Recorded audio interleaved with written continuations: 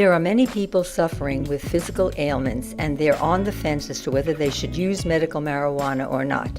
There are two opposing views from medical doctors that we are going to present in a two-part series on SCA TV. This week, Dr. Mel Pohl will talk about his concerns. Dr. Pohl, how do you feel about medical marijuana being prescribed by a medical doctor who is following the regulations of what is acceptable to give to certain diseases? So two big problems. The first is there's no such thing as medical marijuana. The second is a physician can't prescribe marijuana because it's not a pharmaceutically based product that requires a prescription. Secondly, marijuana is a plant. It's not a drug. There are 150 active ingredients to the marijuana plant. The two most notable are THC, which is the intoxicating side of the plant, and CBD, cannabidiol, which is the one that we're most interested in because of its potential medical effects. What you get in a dispensary really depends on what the dispensary is creating. There's no controls over those concentrations, so you kind of really don't know what you're getting. My concern is that a person goes in as a patient looking for a medical solution to a non-medical environment without really adequate dosing and studied controls of the potent substances that they're taking away to use for medical conditions. The intoxicating part of the plant is much more of a concern to me than CBD. I really don't have any heartburn about people acquiring CBD, even though it's not regulated, even though it's not quantified, even though it's not properly packaged and it hasn't been studied. I'd be much more concerned if they were using THC containing product than strictly only CBD. We don't have any data that says what CBD really does. It's really sort of folklore and hearsay.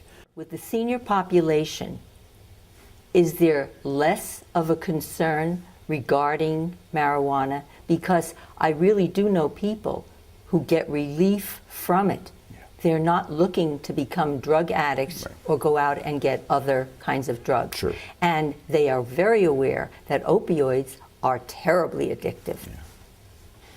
Well, you pose a very challenging set of questions. And the first response is seniors are more vulnerable to negative effects of substances, not less. So, as we age, our liver doesn't metabolize as well as it did when we were 30. Our lungs, if we are smoking or ingesting a substance through our lungs, we're not going to be able to process it as well.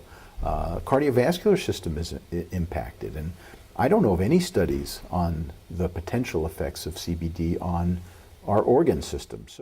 In the greater scheme of things, doctors are permissive, but the main source of recommendations comes from, I can say it, Dr. Reefer. I mean, you drive around our town and you see billboards for places, and they've got docs on their staff, I guess, who will write recommendations for anybody, for anything.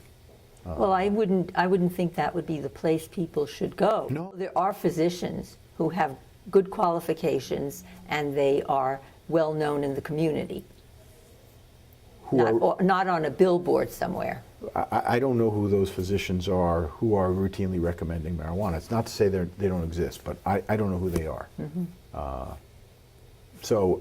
And if a colleague has studied the facts closely and monitors his or her patients closely by using this very potent substance, I can't be self-righteous about it. I don't think it's the end of our medical community's integrity. I do, however, worry for the reasons that I said about what people are getting when they go to a dispensary. Okay, so anything more that you need to add? I would encourage people to really investigate thoroughly and get multiple studied opinions.